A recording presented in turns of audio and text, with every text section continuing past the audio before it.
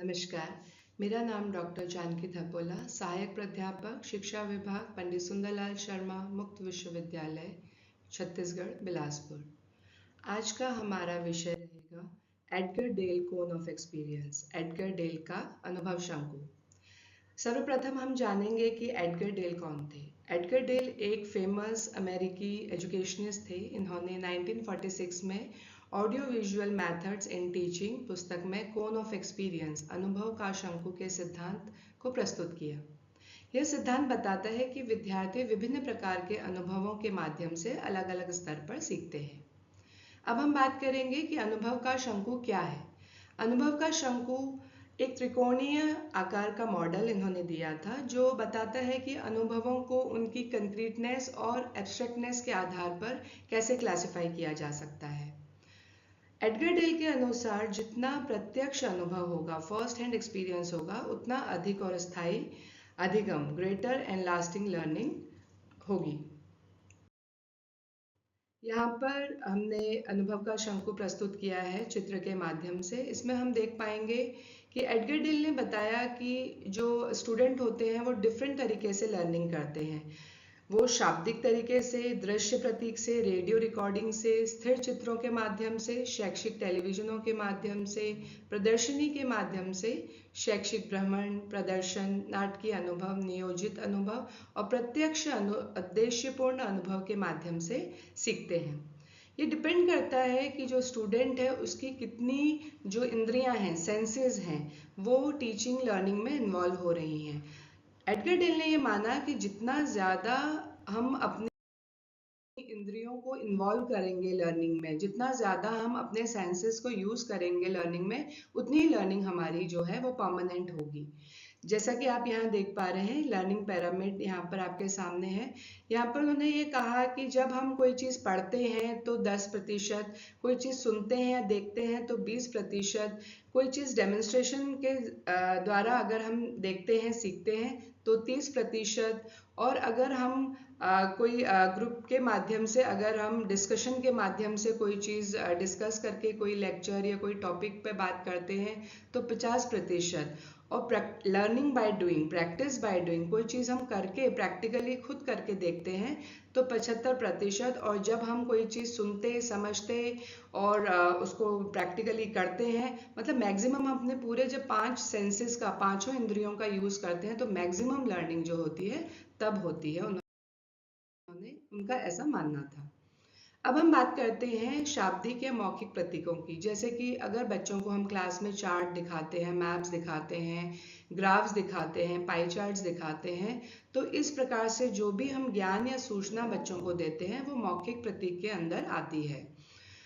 अगर हम देखें तो यह शंकु का सबसे ऊपरी हिस्सा माना जाता है, जो कि सबसे अधिक अमूर्त है, केवल भाषा पर आधारित होता है और शब्दों के माध्यम से ज्ञान या सूचना का प्रस्तुतिकरण होता है। दूसरा जो उदाहरण है वो है दृश्य प्रतीक। दृश्य प्रतीक मतलब चार्ट के माध्यम से, ग्राफ के माध्यम से या डायग्राम्स के माध्यम से जब हम कोई चीज़ बच्चों को पढ़ाते हैं या समझाते हैं तो उस प्रकार की जो टीचिंग होती है, जो लर्निंग होती है, वो दृश्य प्रतीक के अंदर आती है। रेडियो रिकॉर्डिंग से, जैसे कि हम कोई भी रिकॉर्डिंग बच्चों को सुनाते हैं, किसी भी प्रकार का जो लेक्चर्स हैं उनको अगर रेडियो के द्वारा या फिर ऑडियो के द्वारा उनको सिखाया सुनाया जाता है तो बच्चों का जो है श्रव्य अनुभव बच्चों को ज़्यादा होता है। जैसे कि उदाहरण में अगर हम बताएंगे, रेडियो कार्यक्रम होते हैं या फिर कोई लेक्चर्स होते हैं, टीचर लेक्चर देते हैं, या फिर किसी प्रकार का पॉडकास्ट होता है, टेप रिकॉर्डिंग होती है, ऑडियो रिकॉर्डिंग, ये सब रेडियो रिकॉर्डिंग के अंतर्गत आते हैं। इसमें बच्चे का जो है लिसनिंग स्किल डेवलप होता है और दूरस्थ क्षेत्रों तक ज्ञान का प्रसार संभव होता है और भाषा सीखने और उच्चारण में सुधार में सहायक होता है। अब हम अगले लेवल की अगर हम बात करते हैं, शंकु के अगले स्तर की हम बात करते हैं, तो चित्रों के माध्यम से, स्टिल पिक्चर्स जैसे होती हैं, फोटोग्राफ्स होती है, कोई कुछ ऐसी, जैसे हम छोटे बच्चों को सिखाते हैं, उनको एलिफेंट्स हम अगर नहीं दिखा सकते तो हम उनको एलिफेंट की पिक्चर दिखाते हैं, लायन, टाइगर, कोई भी फ्रूट्स हैं, वेजिटेबल्स हैं, अगर हम डायरेक्टली बच्चों को नहीं दिखाते हैं तो बच्चों को चित्रों के माध्यम से उनको दिखाते हैं। इससे भी बच्चों का जो है दृश्य जो है इंद्रिय वो डेवलप होती है। अब अगले हम बात करेंगे कि शैक्षिक टेलीविजन और चलचित्र, एजुकेशनल टेलीविजन, जो कि आज बहुत ज़्यादा आजकल ट्रेंड में है। तो हम देखते हैं कि बच्चों को चित्रों के माध्यम से, स्मार्ट बोर्ड के माध्यम से, वीडियोस के माध्यम से हम बच्चों को सिखाते हैं। जैसे यदि हमें डाइजेस्टिव सिस्टम अगर बच्चों को बताना है, या किसी भी प्रकार का रेस्पिरेटरी सिस्टम पढ़ाना है बच्चों को, ऐसी कोई चीज़ पढ़ानी है जिसको हम बहुत ज़्यादा अच्छे से अगर डायग्रामेटिक फॉर्म में नहीं दिखा सकते, तो हम उनके वीडियोस बच्चों को दिखाते हैं। तो वीडियो के ज़रिए जो होता है, बच्चे बहुत अच्छे से उसको समझ पाते हैं। दृश्य एवं श्रव्य दोनों माध्यम इसमें इस्तेमाल होते हैं, क्योंकि जब बच्चा वीडियो देखता है तो उसकी जो आईज होती हैं प्लस जो उसके एयर्स होते हैं, दोनों सेंसेस उसके जो हैं वो काम करते हैं। अगली हम बात करेंगे प्रदर्शनी, एग्जिबिट्स। आप सबने देखा होगा कि स्कूल फेयर या जो एग्जीबिशंस लगते हैं, चाहे वो साइंस एग्जीबिशन हो, सोशल साइंस एग्जीबिशन हो, इंग्लिश एग्जीबिशंस हो, हिंदी एग्जीबिशन हो, डिफरेंट सब्जेक्ट्स के आजकल स्कूल्स में या कॉलेजेस में, यूनिवर्सिटीज़ में एग्जीबिशंस लगते हैं। तो एग्जीबिशंस में क्या होता है, बच्चों को मॉडल्स दिखाए जाते हैं, विभिन्न प्रकार के बैनर्स और कार्ड्स उनको दिखाए जाते हैं, चित्र उनको दिखाए जाते हैं। तो इस माध्यम से भी बच्चों को बहुत सारी चीज़ें जो हैं देखने और समझने को मिलते हैं। इसमें बच्चे क्या है, दृश्य के माध्यम से ज्ञान प्राप्त करते हैं। उनमें क्यूरियोसिटी डेवलप होती है, क्रिएटिविटी डेवलप होती है। जो बच्चे मॉडल्स बनाते हैं, जब वो उनको एक्सप्लेन करते हैं, तो मॉडल्स बनाते वक्त उनका क्रिएटिविटी डेवलप होता है, इनोवेटिव जो उनकी थिंकिंग होती है वो डेवलप होती है। जो बच्चे देखते हैं उनमें क्यूरियोसिटी डेवलप होती है नई चीज़ों को देखकर। तो ये भी एक माध्यम है टीचिंग लर्निंग का। अगला आता है फील्ड ट्रिप्स। फील्ड ट्रिप्स की अगर हम बात करें तो जैसे कि बच्चों को डिफरेंट ट्रिप्स पे ले जाया जाता है। मान लो बच्चों को जू में ले जाया था, जू में जाकर उनको डिफरेंट एनिमल्स हम दिखा सकते हैं, जिन एनिमल्स को वो अभी तक चित्रों के माध्यम से देख पा रहे थे, उनको जब वो आमने सामने देखते हैं तो बहुत सारी चीज़ें उनकी उनका जो श्रव्य है, दृश्य है, उनके जो सेंसेस हैं, अगर वो टच करते हैं तो वो फील करते हैं कि किस एनिमल की स्किन कैसी है, किस एनिमल के फेदर्स कैसे हैं, इस टाइप की जो छोटी छोटी चीज़ें हैं। या फिर जब हम बच्चों को फैक्ट्रीज में ले जाते हैं, मिल्क फैक्ट्री में, डेयरी फार्म्स में ले जाते हैं, पोल्ट्री फार्म्स में ले जाते हैं, या डिफरेंट फील्ड्स में अगर हम ले जाएं, अगर कोई खेती हो रही है, कोई एग्रीकल्चरल फील्ड में ले जाएं, तो वहाँ पर बच्चे डिफरेंट जो चीज़ें हैं उनको छू कर, उनको महसूस करके, सब्जियों को छू कर या फिर पेड़ पौधों को छू कर उनको महसूस करते हैं। तो ये भी एक प्रकार का जो लर्निंग बच्चों में होती है, वो काफ़ी अच्छी उनकी लर्निंग होती है, और वो काफ़ी समय तक जो है परमानेंट लर्निंग रहती है उनकी, क्योंकि वो बच्चे उन चीज़ों को न केवल देखते हैं, सुनते हैं, समझते हैं, बल्कि उनको महसूस करते हैं। तो इस प्रकार का जो उनका coordination of theory and practice रहता है, ये बहुत अच्छा माना जाता है।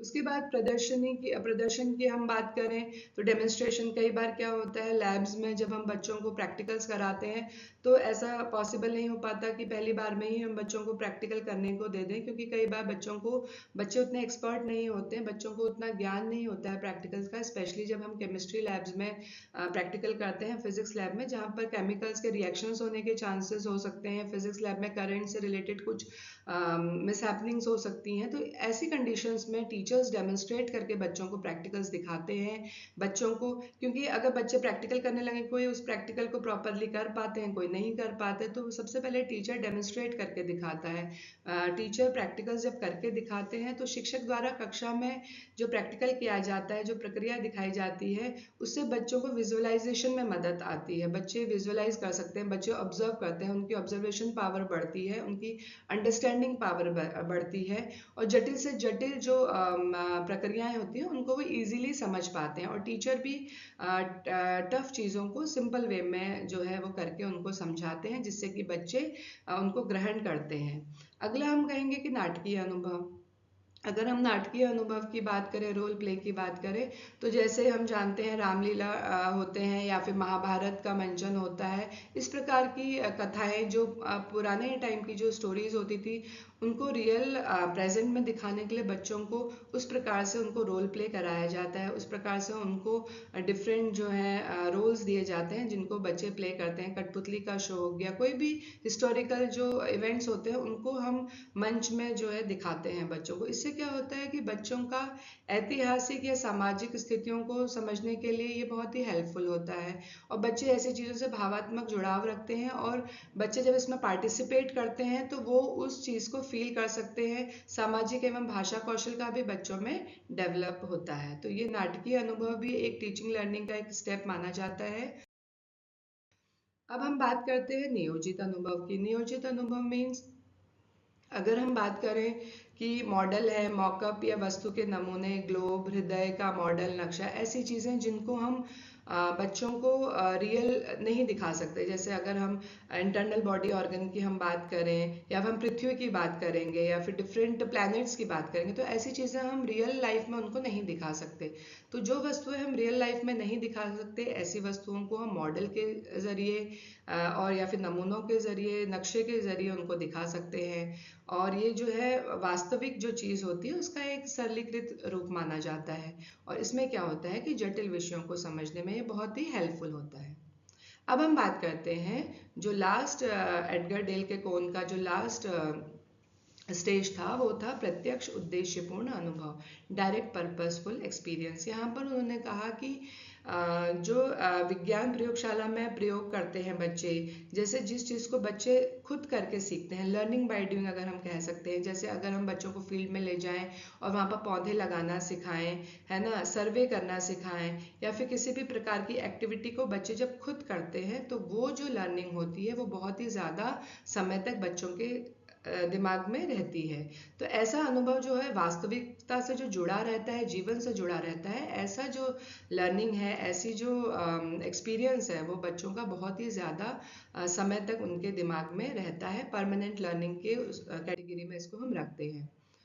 जो डेल का कोन ऑफ एक्सपीरियंस था, अधिगम प्रक्रिया तथा अवधारणा निर्धारण के संबंध में, तो ये बहुत योगदान करता है।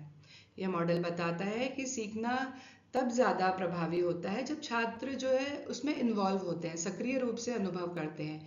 मैक्सिमम इन्वॉल्वमेंट, जहाँ पर बच्चों का मैक्सिमम इन्वॉल्वमेंट होगा लर्निंग में, वहाँ बच्चों की जो लर्निंग होगी वो बहुत समय तक रहेगी। शिक्षकों को यह समझने में मदद मिलती है कि कौन कौन से ऑडियो विजुअल एड जो है वो हम यूज़ कर सकते हैं। एडगर डेल का जो ये कोन था वो बताता था कि डिफरेंट कंटेंट्स या डिफरेंट टॉपिक या डिफरेंट कंसेप्ट्स को समझने, पढ़ने, पढ़ाने के लिए किस प्रकार के ऑडियो विजुअल एड्स को यूज़ करना चाहिए ताकि वो ज़्यादा इफेक्टिव हों। जैसे अगर हम बात करें कि अगर हम बच्चों को डाइजेस्टिव सिस्टम पढ़ाना चाहते हैं, तो अगर हम सिर्फ वर्बली उनको पढ़ाएंगे, सिर्फ मौखिक रूप से, लिखित रूप से उनको पढ़ाएंगे, तो शायद वो ज़्यादा बच्चों को समझ में नहीं आएगा। उसी को यदि हम अपने क्लासरूम में स्मार्ट क्लास के ज़रिए वीडियो दिखाएं उनको, या फिर अगर उनको डिफरेंट मॉडल्स दिखाएं, तो बच्चे जो है उस टॉपिक को बहुत ही अच्छे से समझ सकेंगे और उसको कनेक्ट कर पाएंगे। यह सिद्धांत बताता है कि छात्रों को पहले ठोस अनुभव देकर और फिर धीरे धीरे अमूर्त अवधारणाएं सिखानी चाहिए, जिससे समझ गहरी होती है। यह मॉडल बताता है कि देखना, सुनना, करना, जो भी हमारी मैक्सिमम जो हमारे सेंसेस हैं, जहाँ पर ज़्यादा सेंसेस हमारे यूज होंगे, वो लर्निंग हमारी उतनी ही इफेक्टिव होगी। हम अपने दैनिक जीवन में प्रत्यक्ष अनुभवों से प्रारंभ नहीं करते। अब कुछ लोगों ने जो है एडगर डेल की जो ये कोन ऑफ एक्सपीरियंस था, उसको क्रिटिसाइज भी किया। उन्होंने ये कहा कि जो एडगर डेल ने जो कोन दिया था, उन्होंने अच्छा दिया था। टीचिंग लर्निंग एक्सपीरियंसेस के बारे में उन्होंने बताया था कि कैसी लर्निंग ज़्यादा इफेक्टिव होती है। मगर ये कहना कि हम पहले ही बच्चों को जो है, एक बच्चा प्रतीकात्मक अनुभवों से प्रारंभ करता है, जबकि एडगर डेल ने कहा था कि पहले ही हम उनको जो है कंक्रीट टाइप की लर्निंग दें। मगर ऐसा नहीं होता। हर प्रकार की लर्निंग जो होती है उसका एक अलग ही तरीका होता है। ऐसा ज़रूरी नहीं है कि जो चीज़ हम सुनकर सीख सकते हैं, वो ज़रूरी नहीं है कि उसके लिए हमें कोई प्रैक्टिकल करना पड़े। जैसे मंत्रों की अगर हम बात करें, तो मंत्र जो है हम रट कर या बोल कर, ज़्यादा बोल कर, समझ कर हम उसको याद कर लेते हैं। मंत्रों को अगर हम मॉडल के ज़रिए हम उसको नहीं दिखा सकते, या किसी भी टाइप के उसको वीडियोज़ में हम नहीं दिखा सकते। उसको सिर्फ हम सुनकर, और जो हमारे टीचर हैं वो बोलें और स्टूडेंट सुने और उसको रिपीट करें, ऐसे हम मंत्रों का उच्चारण सीख सकते हैं। तो मतलब बहुत जो एजुकेशनिस्ट थे उन्होंने ये कहा कि एडगर डेल का जो ये सिद्धांत था वो कुछ कुछ चीज़ों में अप्लाई होता है। ये अप्लाई होता है कि हमें किस प्रकार के टीचिंग लर्निंग एड्स यूज़ करने चाहिए इफेक्टिव टीचिंग करने के लिए। मगर हर जो इनका कॉन्सेप्ट है वो हर जगह जो है एप्लीकेबल नहीं है। उन्होंने कहा कि और प्लस उन्होंने ये कहा था, एडगर डेल ने ये बात कही थी कि भाई अगर हम सुनते हैं तो वो 20%, 10% हमें याद रहता है, हम देखते हैं तो 20% याद रहता है, हम करके समझते हैं तो 70% रहता है। जो उन्होंने प्रतिशत वाली बात कही थी, इसका कहीं पर भी कोई मतलब साइंटिफिक उसका कोई लॉजिक नहीं है या वैज्ञानिक उसका प्रमाण नहीं है। और ये सभी सब्जेक्ट्स में लागू नहीं होता है, क्योंकि बहुत सारे सब्जेक्ट जो होते हैं वो रीडिंग लर्निंग से ही ज़्यादा इफेक्टिव होते हैं, है ना। इंग्लिश और हिंदी सब्जेक्ट की अगर हम मोस्टली बात करें तो ऐसे सब्जेक्ट, हाँ साइंस वाले सब्जेक्ट हैं वो जो लर्निंग बाय डूइंग से ज़्यादा इफेक्टिव होते हैं। तो हर सब्जेक्ट का, हर टॉपिक का, हर कंटेंट का अपना एक अलग टीचिंग लर्निंग मेथड होता है। तो ये समझना एक टीचर के लिए बहुत ज़रूरी है। तो ये हम हर जगह अप्लाई नहीं कर सकते। व्यक्तिगत अंतर की भी अनदेखी इसमें की गई कि भाई हर बच्चे का अपना एक लर्निंग स्टाइल होता है। तो हर बच्चे का लर्निंग स्टाइल होता है, तो किस बच्चे का कैसा लर्निंग स्टाइल है, कौन बच्चा किस तरीके से ज़्यादा सीखता है, ये हम इंडिविजुअली जब एक टीचर क्लास में होता है तो वो ये डिसाइड करके उस तरह की टीचिंग करवा सकता है। अगर हम ओवरऑल इवेल्युएशन करें, अगर हम इसका, तो ये मॉडल शिक्षण में अनुभवात्मक और दृश्य श्रव्य साधनों के महत्व को समझाने में उपयोगी है, लेकिन इसे कठोर नियम या वैज्ञानिक सूत्र के रूप में नहीं लिया जा सकता। आधुनिक शिक्षा शास्त्र में इसे एक गाइडलाइन के रूप में देखा जा सकता है, ना कि पूर्ण सत्य के रूप में।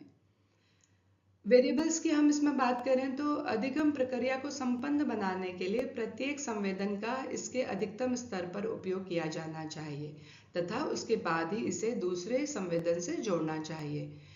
वेरिएबल्स में मानसिक योग्यता, समझ का स्तर, सामाजिक एवं सांस्कृतिक पृष्ठभूमि समाहित होती है। इन वेरिएबल्स की पूर्ण समझ प्राप्त करने के पश्चात ही शिक्षक जो है विद्यार्थियों को अमूर्त एवं मूर्त अनुभव प्रदान कर सकता है, जिससे कि शिक्षार्थी विभिन्न कठिनाइयों से उबर सकें। डेल का कोनो जो था विषय अनुरूप शिक्षण सहायक सामग्री चुनने में सहायक है। प्रत्येक सहायक सामग्री की अपनी विशेषताएं होती हैं। कुछ सहायक सामग्री किसी संदेश विशेष के लिए ही उपयुक्त हो सकता है।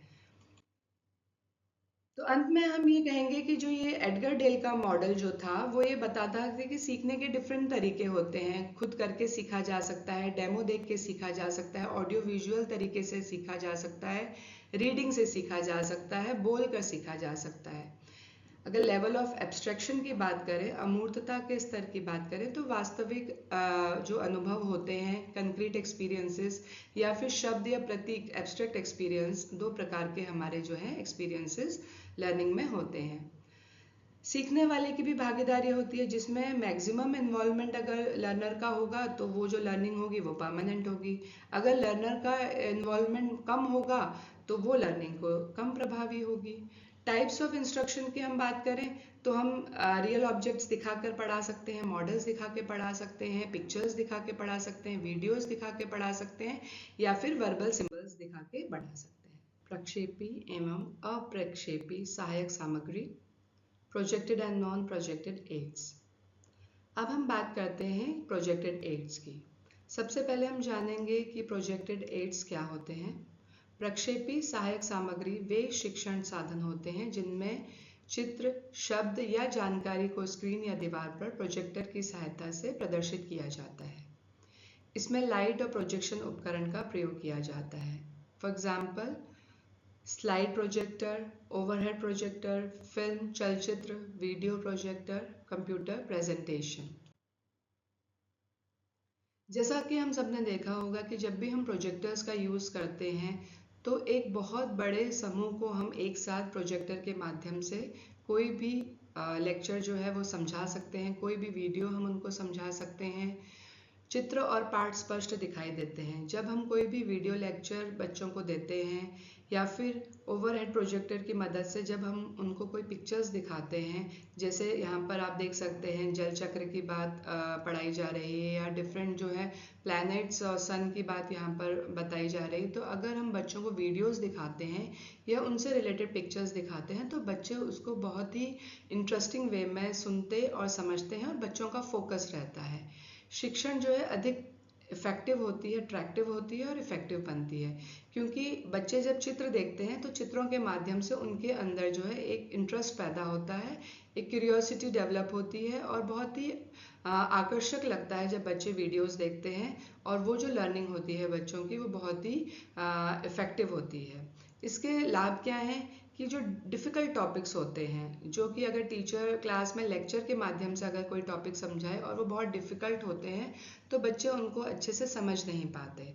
तो ऐसे डिफ़िकल्ट टॉपिक्स को जो है टीचर इजीली वीडियो दिखाकर समझा सकते हैं। समय की बचत होती है और छात्रों की रुचि बढ़ती है। बट लिमिटेशंस क्या है इसमें कि हर जगह ऐसे उपकरण जो है मिलना बहुत मुश्किल है। लाइट की प्रॉब्लम होती है, इलेक्ट्रिसिटी की प्रॉब्लम होती है।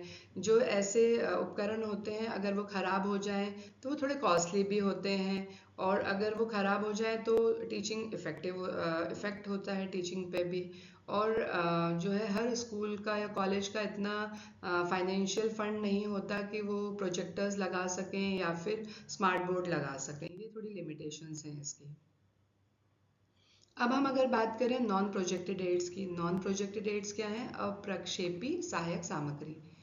अप्रक्षेपी सहायक सामग्री वो शिक्षण साधन होते हैं जिनमें प्रोजेक्टर या प्रकाश उपकरण की आवश्यकता नहीं होती है, जिन्हें सीधे देखा जा सकता है। इसका एग्जाम्पल हम सब जानते हैं, जैसे चार्ट है, नक्शा है, मॉडल है, पिक्चर्स हैं, चित्र हैं, फ्लैश कार्ड्स हैं, ब्लैक बोर्ड हैं, वाइट बोर्ड्स हैं। ये इनके एग्जाम्पल हैं। अब इन टीचिंग एड्स का कैसे यूज़ किया जा सकता है? जैसे चार्ट्स एंड मैप, हम सब ने देखा होगा कि जब टीचर हमें इंडिया का मैप बताते हैं, उसमें बताते हैं जम्मू कश्मीर कहाँ है, हिमालय कहाँ है, कौन कौन सी नदियाँ कहाँ बहती हैं, कौन से देश कहाँ हैं, कौन से राज्य कहाँ हैं, किस देश में कौन सी फसल होती है। तो ये सारी चीज़ें जो हैं टीचर्स चार्ट के माध्यम से या मैप के माध्यम से हमें समझाते हैं। चार्ट में डिफरेंट चार्ट्स टीचर बनाकर हमें बहुत सारी चीज़ों का ज्ञान उसके माध्यम से दे सकते हैं। भौगोलिक स्थितियों को समझने के लिए इनका इस्तेमाल अधिकतर किया जाता है। अब हम बात करेंगे मॉडल्स की।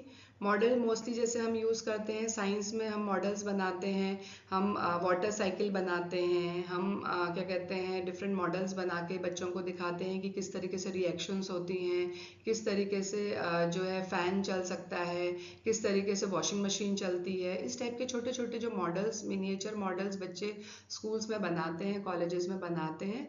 विज्ञान या भूगोल विषयों में अधिकतर ज़्यादा मॉडल्स बनते हैं। तो इसमें क्या है, बच्चे जो बड़ी चीज़ें होती हैं हमारे जो इन्वायरमेंट में जो बड़ी चीज़ें हो रही हैं, जो प्रोसेसेस हो रही हैं, या फिर जो चीज़ें प्रेजेंट हैं, उनको एक मिनिएचर फॉर्म में, उनको मॉडल की फॉर्म में बच्चों को दिखाया जाता है, समझाया जाता है, और बच्चे उनको समझ के जो है उनकी जो लर्निंग होती है वो इफ़ेक्टिव होती है।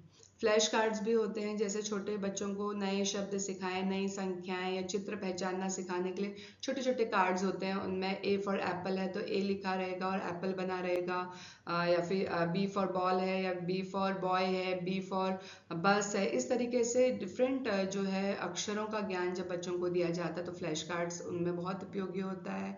या फिर फ्लैश कार्ड्स में हम डिफरेंट जो छोटे छोटे नोट्स के फॉर्म में बच्चों को हम दिखा सकते हैं, जैसे कोई कलर्स पहचानने के लिए, या कोई shapes, triangle, circle, rectangle, square. ऐसे जब शेप्स हम बच्चों को इनिशियल स्टेज में सिखाते हैं तो वहाँ पर फ्लैश कार्ड का बहुत ज़्यादा यूज़ होता है।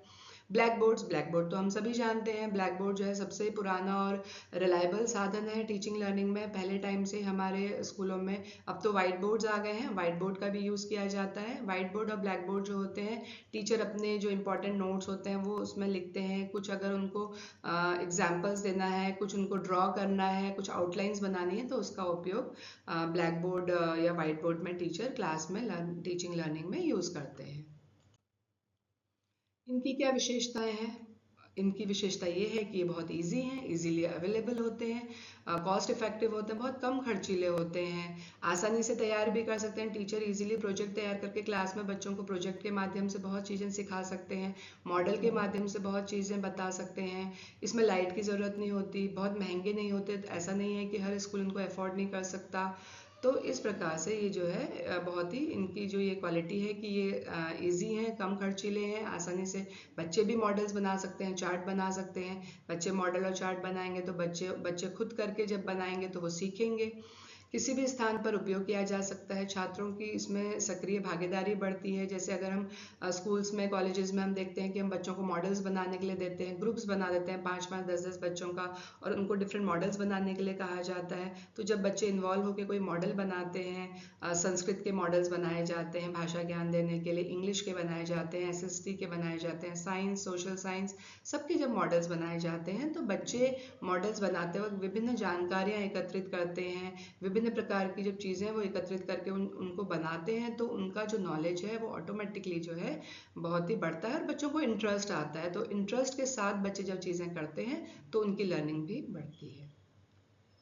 अब लिमिटेशंस की अगर हम बात करें तो बड़े समूह के लिए हमेशा स्पष्ट नहीं होता है। अगर यहाँ पर थोड़ी सी लिमिटेशन की हम बात करेंगे कि जैसे अगर टीचर चार्ट समझा रहा है या ब्लैक बोर्ड में लिख के समझा रहा है, तो कई बार क्या होता है जो आगे बच्चे बैठे रहते हैं उनको समझ में आता है और पीछे के बच्चों को कई बार दिखने की वजह से हाइट, सिटिंग अरेंजमेंट में हाइट प्रॉपर नहीं बिठा रखा है टीचर ने क्लास में, या पीछे के बच्चों तक टीचर की आवाज़ नहीं पहुँच पाती है।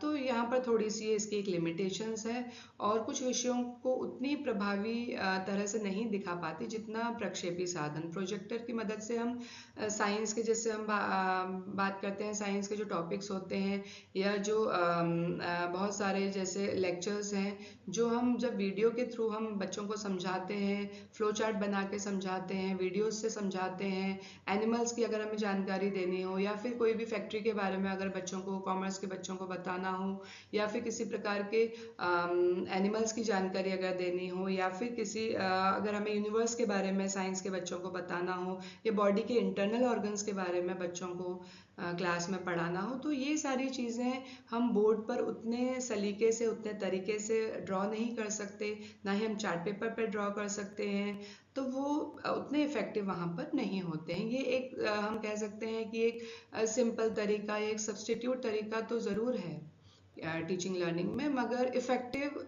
कुछ विषय के लिए उतना इफ़ेक्टिव नहीं है जितना कि प्रक्षेपी साधन होते हैं। अब हम बात करेंगे कि जो भी हम टीचिंग लर्निंग में ऑडियो विजुअल एड्स यूज़ करते हैं उनके क्या एडवांटेजेस हैं। हमने अभी तक ये पढ़ा कि हम टीचिंग लर्निंग प्रोसेस में ऑडियो विजुअल एड्स यूज़ करते हैं। उन ऑडियो विजुअल एड्स में हमने अपने पिछले लेक्चर्स में भी पढ़ा था कि एडगर डेल ने जो अपना कोण दिया था, जो शंकु उन्होंने दिया था, उसमें एडगर डेल ने बताया कि जो ऑडियो विजुअल एड्स होते हैं वो बहुत ही इम्पॉर्टेंट रोल प्ले करते हैं टीचिंग लर्निंग प्रोसेस में। किसी बच्चे की जो लर्निंग है वो कितनी अच्छी होगी, कितनी प्रभावी होगी, वो डिपेंड करता है कि टीचर किस प्रकार के टीचिंग लर्निंग एड्स को यूज़ कर रहा है, किस टॉपिक के लिए टीचर कैसे लर्निंग एड्स का इस्तेमाल कर रहा है उसकी लर्निंग को इफ़ेक्टिव एंड परमानेंट बनाने के लिए। ठीक है, अब जब हम बात करते हैं ऑडियो विजुअल एड्स की, तो हमने पढ़ा था कि चार्ट पेपर्स का यूज़ होता है, मॉडल्स का यूज़ होता है, लेक्चर्स का यूज़ होता है, डेमोन्स्ट्रेशंस का यूज़ होता है, फील्ड ट्रिप्स का यूज़ होता है, और उसके बाद एग्जीबिशंस का यूज़ होता है। टीचर जो है बच्चों को रोल प्ले करके, बच्चे रोल प्ले करके बहुत सारी चीज़ें सीखते हैं, और बहुत सारे वीडियोस देख के बच्चे सीखते हैं, बहुत सारे ऑडियो रिकॉर्डिंग्स सुनकर बच्चे सीखते हैं। तो ये सारे जो ऑडियो विजुअल एड्स की अगर हम बात करते हैं, तो ये सारे जो ऑडियो विजुअल एड्स हैं उनका क्या एडवांटेज है, वो क्यों हम टीचिंग लर्निंग में यूज़ करते हैं। तो उसका अच्छा एग्जांपल यहाँ पर है कि पहला तो ये टीचिंग लर्निंग को इफेक्टिव बनाता है, इंटरेस्टिंग बनाता है। दृश्य श्रव्य सामग्री जो होती है, जब हम कक्षा में इनको यूज़ करते हैं तो ये टीचिंग लर्निंग को रोचक और आकर्षक बनाता है। छात्र विषय में अधिक रुचि लेने लगते हैं, समझने में आसानी होती है। ये बात भी सही है कि जब हम चित्रों के माध्यम से, वीडियोस के माध्यम से, ध्वनि के माध्यम से जब जो डिफ़िकल्ट टॉपिक्स होते हैं, डिफ़िकल्ट जो कॉन्सेप्ट्स होते हैं, जब उनको समझाते हैं तो वो बच्चों के लिए ईजी और क्लियर हो जाते हैं। तीसरा है सीखने की स्थायित्व, मतलब जब बच्चा देखता है, सुनता है, समझता है, करता है प्रैक्टिकल या डेमोन्स्ट्रेशन करता है, तो बच्चे की मैक्सिमम जो सेंसेस होते हैं जब वो लर्निंग में यूज़ होते हैं तो बच्चे की जो लर्निंग होती है वो ज़्यादा परमानेंट रहती है। जैसा कि एडगर डेल ने कहा था कि जब हमारे सेंसेस जितनी ज़्यादा इन्वॉल्व होंगी लर्निंग में, उतनी ही ज़्यादा हमारी लर्निंग जो होगी वो स्थायी होगी, परमानेंट होगी। चौथा है समय और श्रम की बचत।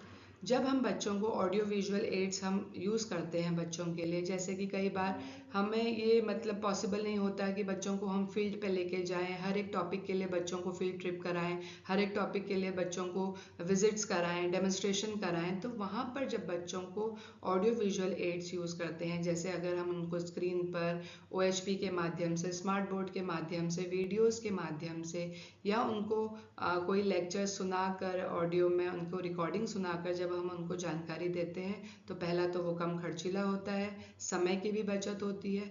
और अगर हम पूरे के पूरे 50 से 100 बच्चों को लेकर फील्ड ट्रिप में जाते हैं, तो जितना हमारा श्रम होता है वो भी क्लास में बैठे बैठे अगर बच्चे जू को अगर हम वीडियो में दिखा के डिफरेंट एनिमल्स उनको दिखा रहे हैं, तो थोड़ा वहाँ पर श्रम की भी बचत होती है। वास्तविक अनुभव प्रदान करना, जो फिल्म है, वीडियो और टेलीविज़न के माध्यम से छात्रों को वास्तविक परिस्थितियों का अनुभव होता है। रियल सिचुएशंस हम उनको दिखा सकते हैं टेलीविज़न के माध्यम से। छात्रों की सक्रिय भागीदारी होती है। जब बच्चे ऑडियो विजुअल एड्स का यूज़ करते हैं तो बच्चों की पार्टिसिपेशन भी बढ़ती है, बच्चे एक्टिवली पार्टिसिपेशन करते हैं। जब हम वीडियो लेक्चर्स मान लीजिए हम बच्चों को दिखा रहे हैं, बच्चों को वीडियो लेक्चर दिखाते दिखाते हम पॉज करके बच्चों से पूछते हैं, अच्छा बताइए, चलिए यहाँ पर जो आपने ये अभी हमने रेस्पिरेटरी सिस्टम की बात की, तो आपने क्या देखा कि जो सांस होती है वो किस तरीके से नाक के ज़रिए हमारे शरीर में जाती है, कहाँ जाती है, कौन कौन से उसके स्टेप्स होते हैं, ऐसे हम बच्चों से पूछ सकते हैं। तो बच्चे उसमें मैक्सिमम जो है पार्टिसिपेट करते हैं और बच्चों का अटेंशन बढ़ता है।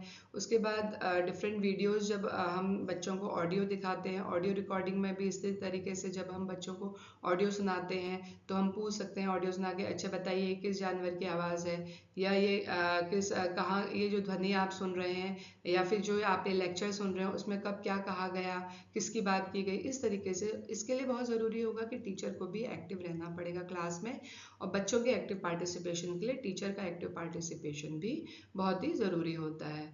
अब हम बात करते हैं कल्पना शक्ति के विकास की। तो ऑडियो विजुअल जब बच्चे देखते हैं रिकॉर्डिंग, तो उनकी जो इमेजिनेशंस हैं, जो उनकी क्रिएटिविटी है, वो भी डेवलप होती है। दृश्य और ध्वनि के माध्यम से छात्रों की कल्पना शक्ति और रचनात्मकता जो होती है वो विकसित होती है। अब हम बात करते हैं बड़े समूह को शिक्षण में इजी होता है। अभी हमने पहले भी ये बात की थी कि जो ऑडियो विजुअल एड्स होते हैं वो इजीली अवेलेबल होते हैं, बहुत खर्चीले भी नहीं होते हैं। हर विद्यालय में, हर विश्वविद्यालय में, या फिर छोटे मोटे जो गांव में भी अगर जो स्कूल्स हैं वहाँ पर भी हम जो है थोड़ी सी व्यवस्था करके जो है इनका इस्तेमाल कर सकते हैं, और कम खर्च में हम बड़े संख्या में छात्रों को जो है कवर कर सकते हैं, उनकी टीचिंग लर्निंग को इफ़ेक्टिव बनाने के लिए। तो इसके लिए बहुत ज़्यादा पैसा खर्च करने की आवश्यकता नहीं होती है।